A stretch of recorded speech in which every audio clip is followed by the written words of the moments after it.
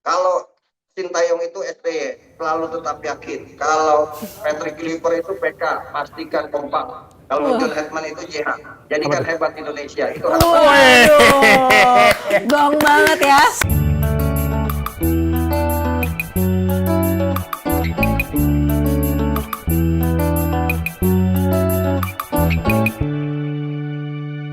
Selamat pagi Bung Bung Akmal. Akmal.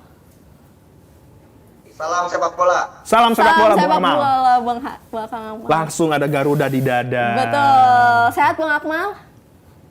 Alhamdulillah sehat. Ya. Bang Akmal, timnas Indonesia punya banyak agenda ke depannya nih ya setelah John Hetman diresmikan sebagai pelatih timnas Indonesia. Salah satunya main di FIFA Series yang bergulir Maret nanti. Yes. Udah diketahui 3 lawannya ada Bulgaria, Kepulauan Salomon dan Saint Kitts and Nevis. Saint Kitts and Nevis. Nah ini FIFA Series ini harus jadi ajang John Hetman langsung ngegas atau pelan-pelan aja nih Bung Akmal? Ya, kalau kita kilas balik dulu, kalau bicara kurikulum vitae, John Hetman ini sangat luar biasa ya. Bersama timnas putri Selandia Baru, bersama timnas putri Kanada 2 kali meraih medali perunggu, kemudian bersama timnas putra Kanada lolos Piala Dunia 2022 penantian 36 tahun, sekaligus sosok yang juga doktor bidang sains atau bidang ilmu pengetahuan. Artinya dari kurikulum vitae ini kita bisa melihat John Hetman adalah salah satu pelatih yang punya sejarah yang bagus dalam melatih sebuah negara. Kita harapkan bisa copy paste apa yang diraihnya bersama Kanada di tim nasional Indonesia tentunya. Tapi permasalahannya adalah bahwa John Hetman tidak bisa seorang diri untuk membangun sepak bola kita, butuh support system yang kuat tentunya, baik itu oleh federasi maupun stakeholder sepak bola Indonesia. Jadi kurikulum kita yang bagus belum tentu juga bisa membawa sebuah tim nasional menjadi bagus juga. Sebagai contoh, misalnya Roberto Mancini bersama Arab Saudi dengan membawa predikat sebagai pelatih yang mengantarkan Italia juara Piala Eropa, tapi tidak mampu juga. Atau yang terakhir misalnya Ten Hag bersama Manchester United, sukses bersama Ajax, tapi tidak bisa mengcopy paste suksesnya bersama Manchester United. Amorim juga begitu. Terakhir Xavi Alonso bersama Bayer Leverkusen, sukses luar biasa, tapi kemudian bersama Real Madrid tidak bisa tidak bisa memberikan kontribusi seperti halnya bersama Bayern Munchen. Artinya setiap pelatih kurikulum vitae ini bagian yang mendukung dari sukses seorang pelatih, tapi support system ini yang perlu dibangun di tim nasional kita. Saya selalu mengatakan bahwa tim nasional yang kuat itu lahir dari pembinaan yang hebat dan kompetisi yang sehat. Selama pembinaan kita belum TSM, terstruktur, sistemik dan masif, ini bagian dari handicap yang akan kita alami. Termasuk juga kalau kompetisi kita tidak sehat, banyak hal-hal non teknis yang bermain di dalamnya, itu juga akan mempengaruhi bagaimana John Hetman membangun tim nasional kita ke depan. Termasuk saat ini kan kolamnya cuma 2, kolam kompetisi domestik dan kolam diaspora. Nah, apakah kolam pemain ini cukup untuk membantu John Hetman meraih apa yang dilakukannya bersama Kanada? Ini juga hal yang masih patut kita pertanyakan. Nah, nanti FIFA Super Series akan menjadi kelihatan gamblang. Selama ini kita baru melihat kurikulum vitae-nya John Hetman.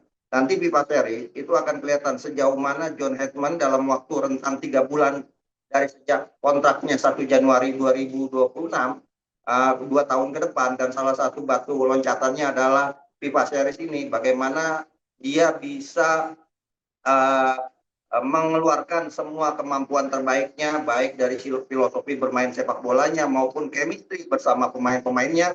Ini akan kelihatan akan mulai kelihatan ketika nanti FIFA Series. Kalau FIFA Series ini dari tadi disebutkan pesertanya, praktis Bulgaria yang ranking FIFA-nya di atas Indonesia, harusnya melawan Kepulauan Solomon, kemudian Saint Kitts negaranya Ket Kayamba, mantan pemain Sriwijaya FC yang sukses bersama Sriwijaya FC, itu ada peringkatnya dua-duanya di bawah Indonesia. Artinya apa? Artinya John Hetman punya tantangan bagaimana melawan tim yang peringkat FIFA-nya di bawah Indonesia untuk bisa memberikan hasil terbaik tentunya. Dan apa yang dilakukan oleh John Hedman sejauh ini, public speaking-nya cukup bagus, bahkan komunikasinya juga cukup bagus.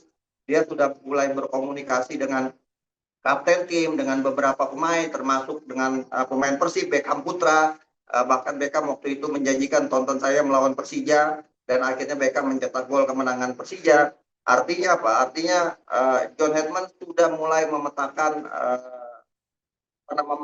berkomunikasi dan juga mencari pendapat dan saran tentang sepak bola Indonesia. Sekarang waktunya, dalam waktu rentang 1 bulan ke depan ini, di bulan Januari, John Hedman harusnya bisa membeli masalah.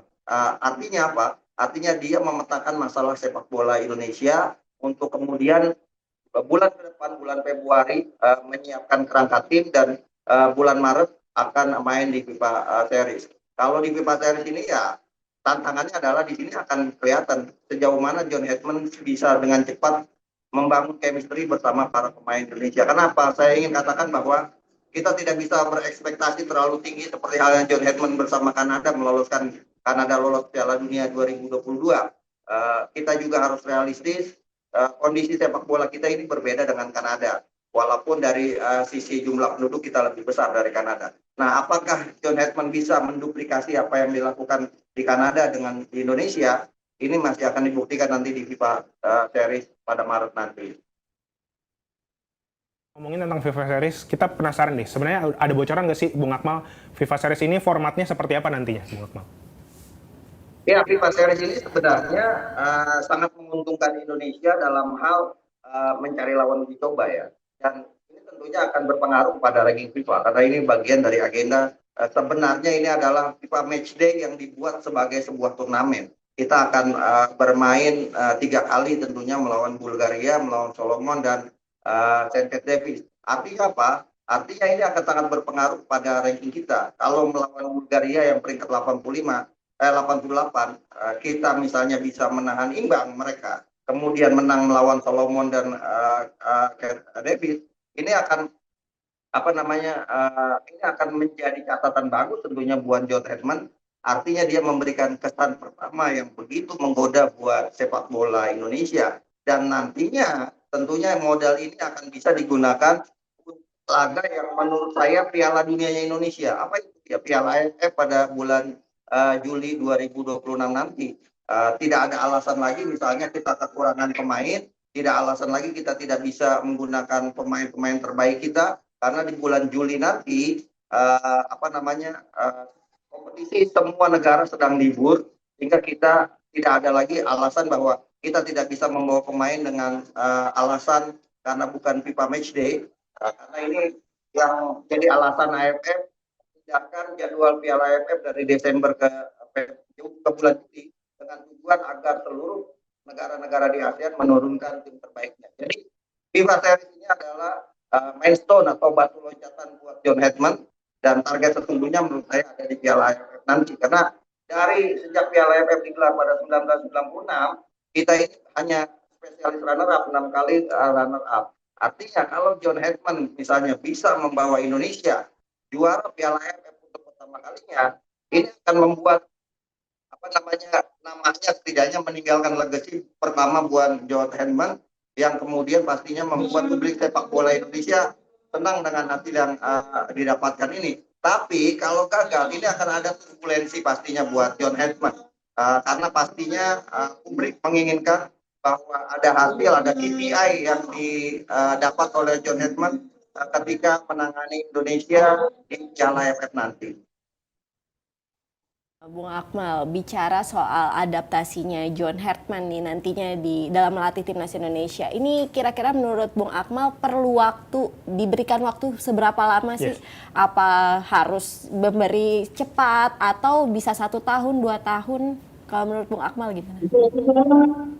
Ya, kalau kita melihat kontraknya kan John Hedman dikontrak 2 tahun. Artinya dari 2026 sampai akhir tahun 2027. Ini pun seiring dengan berakhirnya masa bakti kepengurusan PSSI. Walaupun dalam kontrak itu ada adendum yang menyatakan bahwa bisa saja diperpanjang kontrak 2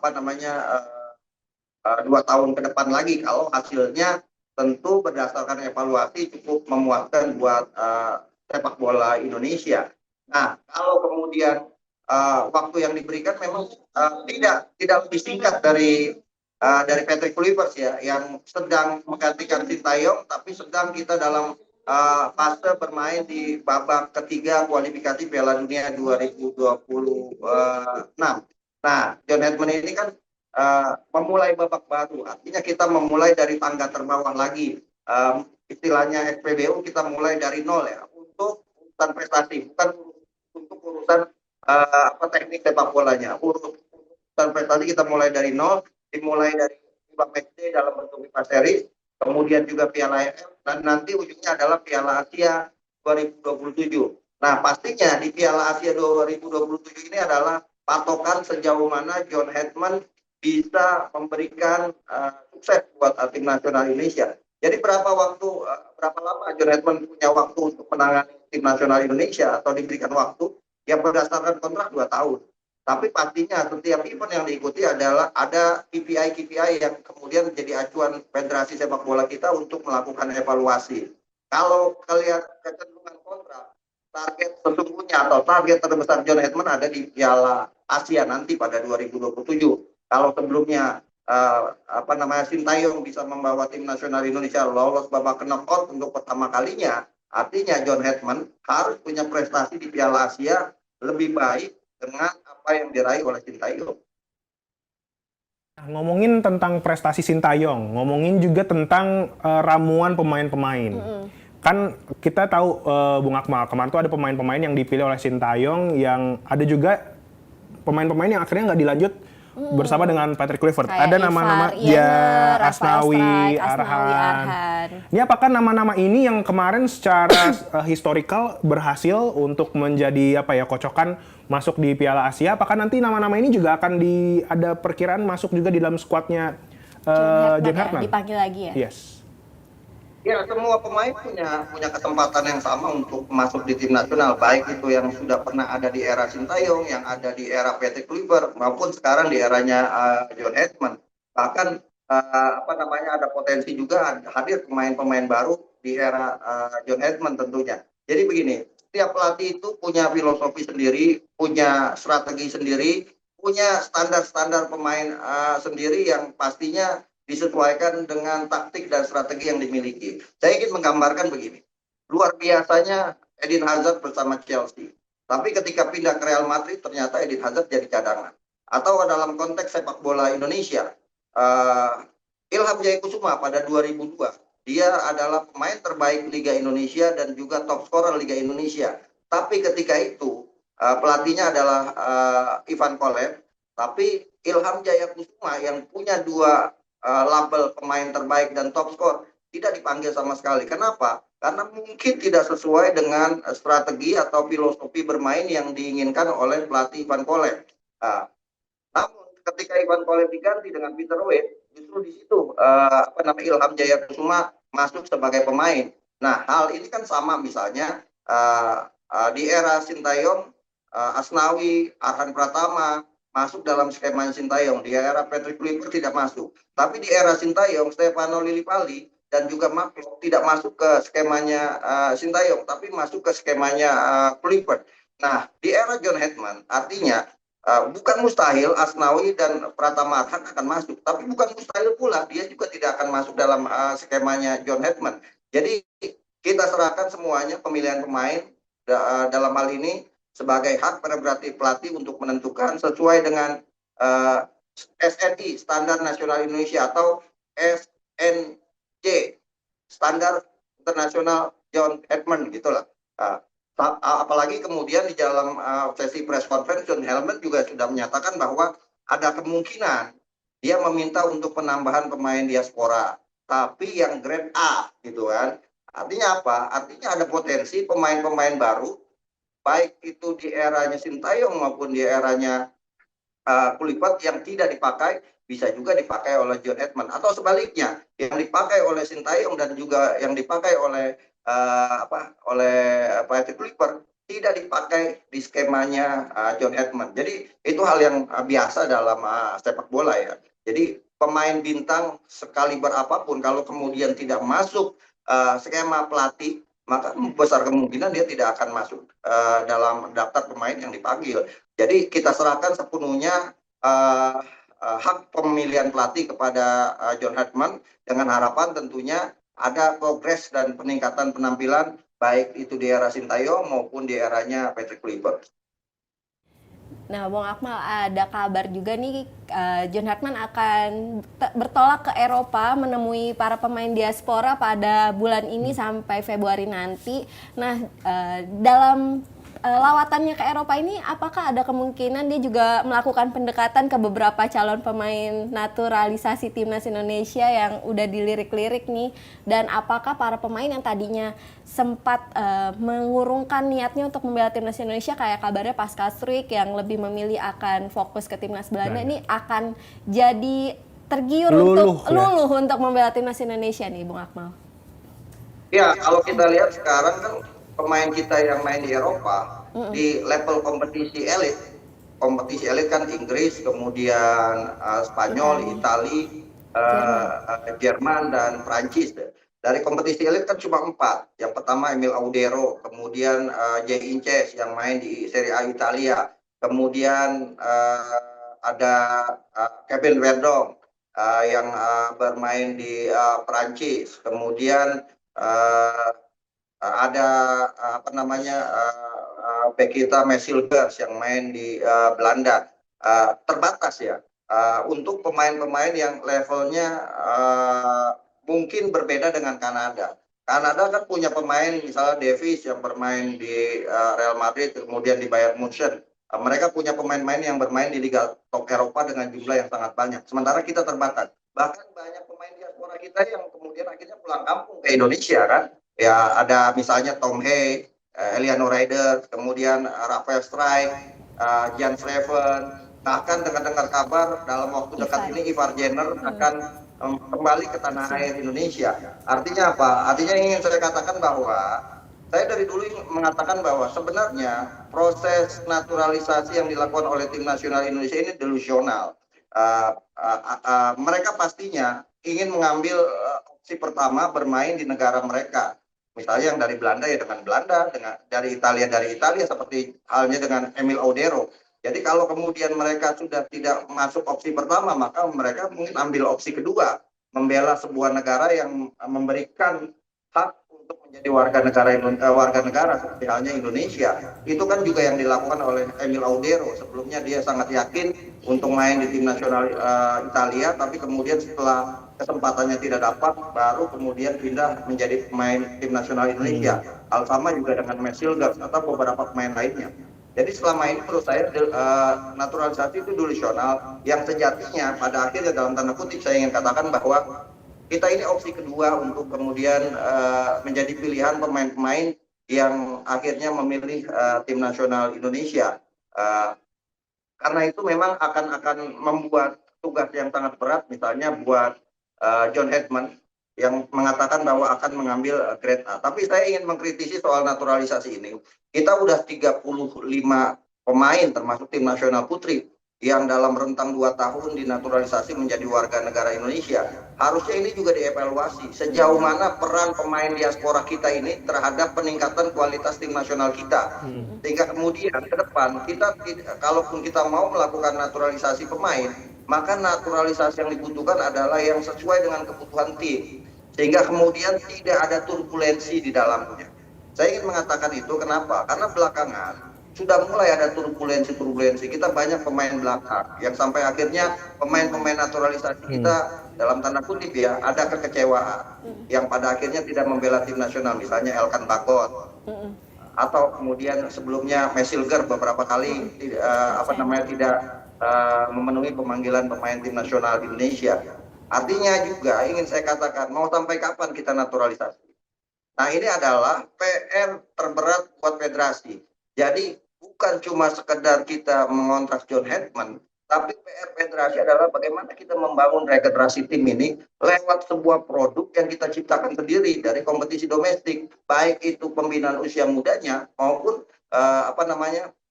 kompetisinya.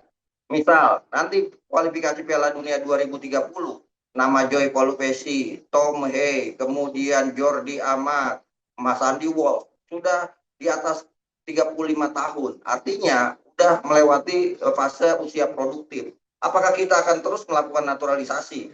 Kalau hal ini kita lakukan, berarti kan kita tidak membangun pembinaan usia muda yang sehat dengan mengambil jalan instan naturalisasi. Jadi menurut saya naturalisasi sudah waktunya kita batasi juga sampai kemudian kita bisa menciptakan pemain. Jangan sampai kemudian proses naturalisasi ini kita jadikan sebagai alat untuk untuk mengendorse quick win sepak bola kita yang pada akhirnya kita kecewa gitu kan. Kenapa? Ternyata ekspektasi yang kita harapkan dari pemain diaspora ini tidak seperti yang diharapkan. Nah, ini menjadi catatan penting menurut saya. Kalau kemudian John Hetman ingin mengambil pemain-pemain naturalisasi lagi, kita harapkan yang diambil adalah pemain yang disesuaikan dengan kebutuhan. Jangan yang didapatkan berdasarkan dalam tanda kutip kepentingan agen. Bung Akmal tadi sempat disinggung bahwa dalam waktu di Piala Dunia 2030 nama-nama pemain timnas Indonesia ada beberapa yang sudah melewati masa produktif. Di sisi lain juga Bung Akmal mengkritisi tentang proyek naturalisasi ini. Betul. Dan memang sebenarnya kalau misalkan menurut pandang Bung Akmal, siapa pemain-pemain muda yang saat ini masih ada di usia muda yang adalah memang selama ini membela klub-klub Indonesia yang dalam usia muda yang kira-kira sesuai untuk masuk ke lini-lini yang dibutuhkan oleh timnas Indonesia, Bung Akmal? Nah, ini problem kita. Kita terbatas dengan problem pemain muda yang untuk regenerasi sejauh ini gitu kan. Nah, ini handicap yang akan dialami oleh John Hetman. Kenapa? Salah satu faktornya adalah ya kompetisi kita. Kompetisi Liga Super Indonesia kan menggunakan 11 pemain asing dengan dengan 7 di lapangan, kemudian 2 bangku cadangan. Artinya hanya ada 4 slot untuk pemain lokal kita bermain di Liga 1. Hal ini pernah dialami oleh Arab Saudi. Bagaimana Roberto Mancini kesulitan meramu tim nasional Arab Saudi yang merupakan langganan Piala Dunia. Kenapa? Karena ada ekspansi pemain asing di Liga Arab yang sangat luar biasa, bahkan kualitasnya di atas pemain Indonesia. Cristiano Ronaldo ada di sana, Sadio Mane ada di sana, Benzema ada di sana gitu kan. Mancini kemudian kesulitan mencari pemain tim nasional karena menit bermain pemain Arab Saudi justru sangat minim di kompetisi domestik yang pada akhirnya dia tidak bisa meramu tim dengan baik. Ini bisa juga akan menjadi problem John Hetman dengan melihat kompetisi kita di mana ekspansi pemain asing sangat luar biasa dan dibatasi, dan sampai sekarang sudah mulai kelihatan. Kita bukan cuma dulu kita mengeluhkan sulit mencari striker yang bagus pasca terakhir Boa Solosa karena pemain lini depan kita semua klub hampir dan mayoritas itu mengandalkan pemain asingnya. Sekarang bukan cuma pemain depan yang kita kekurangan, posisi kiper. Sekarang dari 18 klub Liga Super Indonesia, hanya ada 2 tim yang menggunakan kiper lokal. Selebihnya adalah kiper asing. Nah, ini akan jadi problem juga buat buat sepak bola kita. Memang belum terasa saat ini. Kenapa belum terasa? Karena kita mengambil tadi opsi kedua dengan menghadirkan pemain-pemain diaspora. Kalau kemudian langkah ini dilakukan, maka fondasi sepak bola kita akan rapuh. Nah, karena itu kalau ditanya sekarang siapa pemain-pemain yang potensial untuk usia muda untuk masuk dalam skemanya John Hetman, amat sangat terbatas saya katakan. Kenapa? Karena memang kesempatan bermainnya sangat minim gitu. Nah, misalnya Raihan Hanan, kemudian misalnya lagi Aditya Warman yang ada di Persija Jakarta, atau kemudian misalnya Hoki Caraka di Persita. Tapi kan mereka menit bermain juga terbatas. Semakin terbatas menit bermain, maka pengalamannya juga akan berkurang. Dan ini juga akan mengurangi intensitas dia ketika masuk ke tim nasional Indonesia. Artinya sekarang ini kita mengalami sebuah proses di mana kita sulit mendapatkan regenerasi pemain dengan dalam tanda kutip ya, sport sistemnya tidak begitu baik di kompetisi kita. Memang sudah ada Elite Pro Academy misalnya yang berjenjang usia 16, 17, 18, 19 sampai 23 tahun. Tapi kan Elite Pro Academy kita juga tidak berjalan dengan profesional. Ada klub-klub Liga 1 misalnya yang memfranchiskan tiket mereka di Elite Pro Academy dengan menyerahkan kepada satu akademi atau kemudian memberikan memberikannya kepada event organizer dalam tanda kutip ya, atau untuk kemudian mencari pemain dan main di Elite Pro Academy. Ini kan salah satu problem juga kita, sehingga kemudian pemain-pemain terbaik tidak bisa kita dapatkan. Artinya apa? Ingin saya katakan bahwa ketika kita sekarang mulai kesulitan mencari pemain-pemain muda sebagai regenerasi tim nasional, ada yang harus dibenahi dari sistem kita. Sistem kompetisi dan pembinaan usia muda ini juga harus dibenahi. Jadi John Hetman tidak bisa jalan sendiri menurut saya. Nah, Bung Akmal, terakhir mungkin ini ya, kan John Hartman juga masih mencari asisten pelatih lokal yang saat ini juga belum diputuskan Belum siapa. diumumkan ya? Kalau menurut Bung Akmal, siapa sih yang cocok untuk mendampingi John Hartman ini melatih timnas Indonesia kalau pelatih lokal? Ya banyak ya. Ini juga salah satu yang patut kita apresiasi dari John Edmond karena dia tidak membawa gerbong seperti halnya Patrick Kluivert dan juga Sintayong.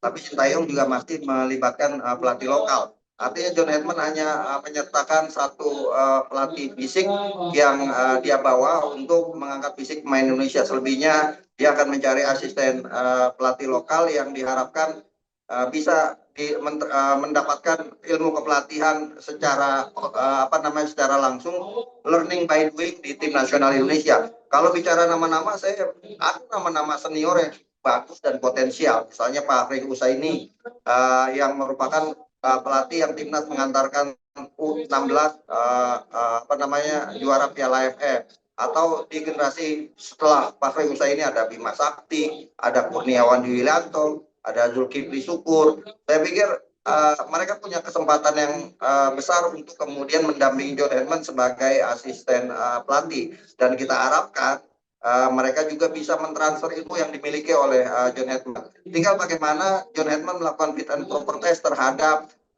pelatih-pelatih lokal yang akan dijadikan asistennya. Dengan catatan kita berharap misalnya tidak seperti halnya yang dilakukan oleh Patrick Kluivert, fit and proper test dilakukan, tapi cuma sekedar formalitas, ternyata dia membawa rombongan sendiri untuk untuk tim kepelatihan di tim nasional Indonesia.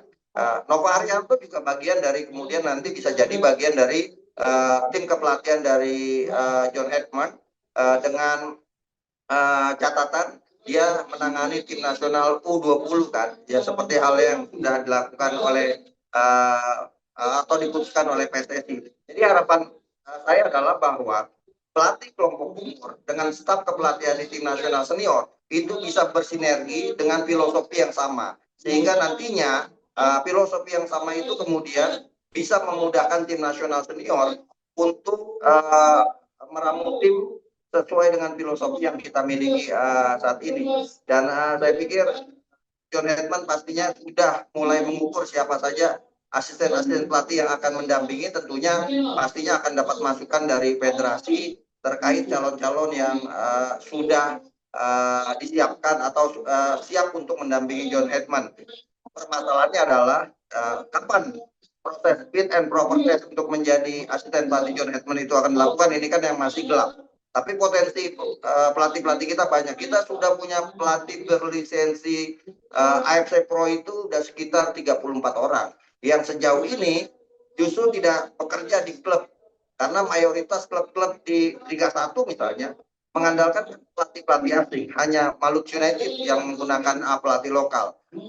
Mereka banyak, bahkan di Liga 2 pun banyak pelatih yang punya lisensi APRO yang juga tidak melatih karena tidak mungkin tidak sesuai dengan atau tidak sesuai dengan apa yang diinginkan oleh klub-klub itu. Nah, inilah yang kemudian perlu diinventarisasi oleh John Hetman, siapa-siapa saja pelatih potensial. Tapi menurut saya yang paling baik adalah pelatih-pelatih muda yang saat ini berkembang. Karena filosofi sepak bola kita saat ini kan sepak bola modern yang terus berkembang.